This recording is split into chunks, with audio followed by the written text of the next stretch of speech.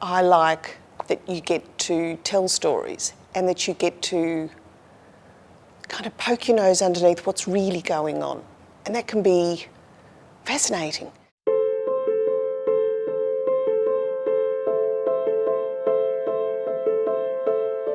There's a lot of different opinions about how journalism contributes to this world. I like to have the rose-coloured glasses that journalism can create social change. There's no way you can have any kind of reasoned discussion or agree on good policy if people don't have a basic set of facts from which to argue. I always liked being a journalist because you got to ask those questions of people that you really wanted to know. There's all these sort of weird and wonderful things that you do.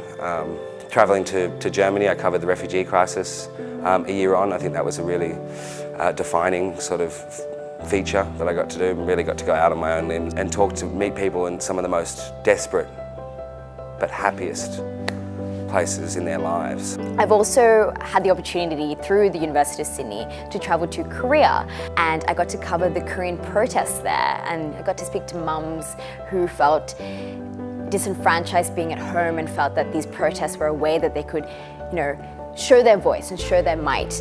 And so I was really inspired by that, and I definitely felt it was an incredible privilege to capture their voices. I think the defining story of my career was when I was working with our Indian correspondent for the Sydney Morning Herald, Ben Doherty. There had been a massive collapse with Rana Plaza, killing thousands of workers, garment workers. We did about 30 stories all up, and we won a Walkley for it because I think we did actually create change. I just spent quite a few years investigating vocational education and really dodgy colleges, and then finally seeing it go to the courts and actually seeing a conviction occur is really powerful. And that's when journalism is at its best, when you can see it go from start to finish. I think it's really important to ask the hard questions in journalism, because that's the whole point of it, is you're giving a voice to the voiceless.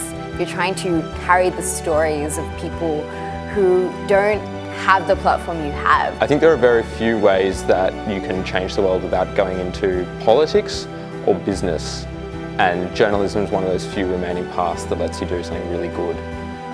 That's not to say that it's an easy path, but I think it's one that's really, really important. What's needed is content. What's needed is good writing, good journalism, good stories told well. That hasn't changed.